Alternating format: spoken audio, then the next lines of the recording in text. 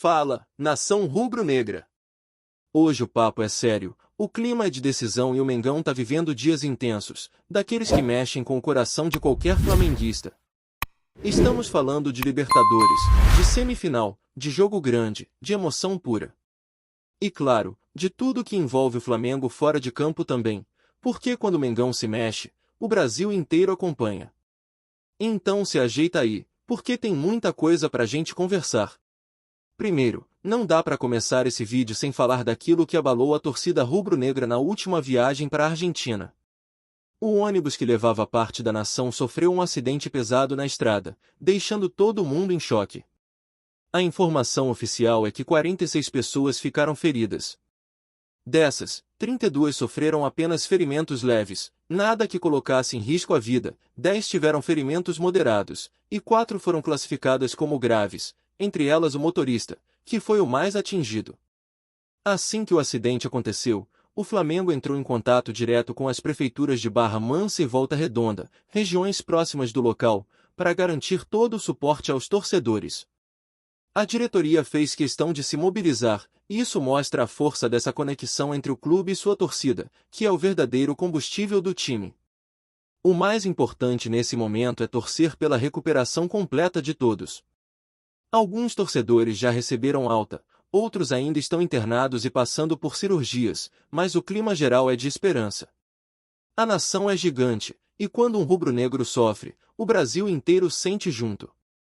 E é justamente essa união que faz o Flamengo ser diferente. É mais do que futebol, é uma relação de amor, de entrega, de paixão que atravessa qualquer obstáculo.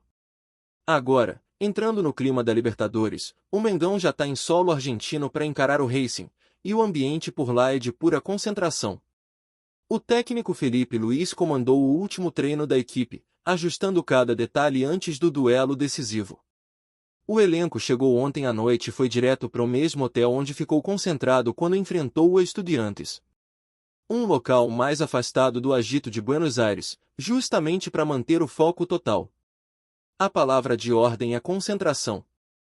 O Flamengo sabe o tamanho do desafio, mas também entende a grandeza que carrega quando entra em campo. Do outro lado, o Racing vive um momento que lembra muito o que o Flamengo viveu em 2019.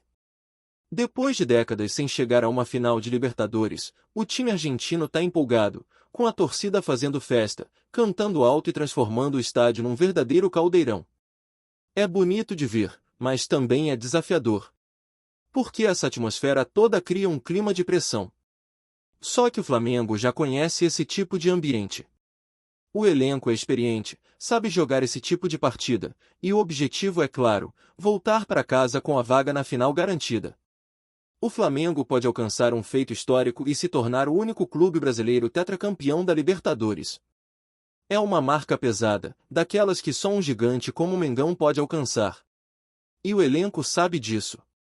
A comissão técnica vem trabalhando muito o psicológico dos jogadores, para que ninguém se abale com o ambiente hostil e para que cada um entre em campo com a cabeça fria e o coração quente. O que o Flamengo precisa é fazer o simples bem feito, impor o seu jogo, controlar o ritmo da partida e mostrar que o time brasileiro não veio a passeio. A torcida do Racing, claro, promete fazer uma festa enorme no cilindro, em Avellaneda. Mas o Flamengo já deixou claro: respeito sempre, medo nunca. O grupo viajou com a mentalidade de quem sabe que é favorito, mas que precisa provar dentro de campo. Felipe Luiz, que assumiu o time de forma interina e vem ganhando moral, tem trabalhado com intensidade. O treino desta véspera de jogo é decisivo para ajustar a marcação, o posicionamento e, principalmente, as transições rápidas, uma das armas mais fortes do Mengão nas últimas partidas. E enquanto o foco está na Libertadores, fora de campo o Flamengo também virou notícia por causa de uma movimentação vinda da Europa. O atacante Pedro entrou na mira de um clube europeu, o Fenerbahçe, da Turquia. A ideia do time turco é montar uma operação para tentar convencer o jogador a deixar o Flamengo. Pedro, como todo mundo sabe, é um camisa 9 diferente, técnico, inteligente e com uma finalização que encanta qualquer treinador. E esse estilo de jogo, mais clássico, de pivô e de referência dentro da área, é exatamente o tipo de atacante que o futebol europeu adora. A intenção do Fenerbahçe é primeiro tentar convencer o jogador, e só depois formalizar uma proposta oficial ao Flamengo. Mas a gente sabe que não vai ser fácil. O Pedro é ídolo da torcida, tem contrato longo e está totalmente adaptado ao Rio de Janeiro. Além disso, recentemente ele se tornou pai de gêmeas, o que pesa muito na decisão de sair do país. Viver na Turquia pode ser uma experiência interessante, mas não é uma das ligas mais competitivas da Europa. É o tipo de situação que envolve tanto o lado profissional quanto o pessoal. O Flamengo, por sua vez, não demonstra nenhum interesse em negociar agora. O clube considera o Pedro peça fundamental no elenco e só abriria conversa por um valor muito acima do mercado. E no meio disso tudo, o clima de Libertadores segue forte. O Flamengo tem consciência de que precisa entrar em campo com uma mentalidade vencedora, sem se deixar levar pela festa da torcida adversária. A missão é clara: garantir a classificação para a final. O elenco chegou motivado, e a postura dos jogadores nos bastidores mostra isso. O ambiente é de confiança. A sensação é de que o time quer responder dentro das 4 linhas. Agora, falando sobre bastidores jurídicos, o Flamengo recebeu uma resposta inesperada do Superior Tribunal de Justiça Desportiva. O julgamento do recurso envolvendo o atacante Bruno Henrique foi marcado para quinta-feira, às 10 da manhã. Esse processo é aquele mesmo em que o jogador foi punido com 12 jogos de suspensão e multa por envolvimento em um caso de manipulação de apostas, o que ele sempre negou. O Flamengo conseguiu um efeito suspensivo, o que permitiu que Bruno Henrique continuasse jogando enquanto o recurso não era julgado. Mas agora, com a data marcada, o futuro do jogador vai depender dessa decisão final do plenário. Caso o tribunal mantenha a pena, o Flamengo perde um dos seus jogadores mais experientes em uma fase crucial da temporada. Mas se o recurso for aceito, o Bruno Henrique estará livre para seguir normalmente. É um caso que gera expectativa dentro do clube, principalmente pela importância dele em momentos decisivos. O atacante é aquele tipo de jogador que cresce em jogo grande, que não sente o peso da camisa e que sempre entrega algo a mais quando o time mais precisa. Enquanto o tribunal define o destino de Bruno Henrique, o Flamengo continua firme na preparação. Felipe Luiz vem se destacando não apenas pelo conhecimento tático, mas também pela forma como vem conduzindo o elenco. O ex-lateral, que agora vive sua primeira experiência como treinador, tem conseguido manter o grupo unido e focado. Ele conhece o ambiente do clube como poucos, sabe o que é vestir essa camisa e entende a cobrança que existe quando se fala em Libertadores. Nos bastidores, o clima é de concentração total. Jogadores e comissão técnica evitam entrevistas longas, e o discurso é único: pensar jogo a jogo. O Flamengo aprendeu com os erros do passado e sabe que qualquer deslize nessa altura da competição pode custar caro. A palavra que mais se ouve entre os atletas é foco. É com essa mentalidade que o Mengão vai entrar em campo, com a missão de fazer história mais uma vez. A expectativa da torcida é gigantesca. Mesmo com o acidente e as dificuldades da viagem, muitos rubro-negros continuam chegando à Argentina para empurrar o time. A presença da nação nas arquibancadas é um espetáculo à parte. É impossível não se emocionar vendo aquela multidão de camisas vermelhas e pretas cantando alto, vibrando a cada toque na bola, transformando qualquer estádio em território rubro-negro. Essa energia contagia o time e faz toda a diferença na hora da decisão. O Flamengo sabe que não existe jogo fácil na Libertadores. Cada partida é uma batalha, e o Racing, jogando em casa, vai tentar pressionar desde o primeiro minuto. Mas se tem um time acostumado a lidar com pressão, é o Mengão. O elenco é cascudo, tem experiência internacional, e muitos dos jogadores já viveram finais de Libertadores e de Mundial. A camisa pesa, e isso conta muito numa semifinal como essa. O torcedor rubro-negro quer ver o time com sangue nos olhos, brigando por cada bola e mostrando que o Flamengo não veio para a Argentina para ser coadjuvante. O objetivo é um só: garantir a vaga e seguir firme em busca de mais uma taça continental. O Flamengo quer, pode, tem tudo para conseguir. E já que estamos falando de decisões e de bastidores quentes, não dá para deixar de lado a indignação que tomou conta dos torcedores nos últimos dias por causa da arbitragem no futebol brasileiro.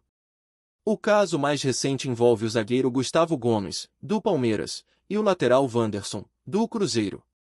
Em uma jogada dura, o defensor paraguaio chegou atrasado e acabou atingindo em cheio a canela do adversário, que infelizmente está fora da temporada.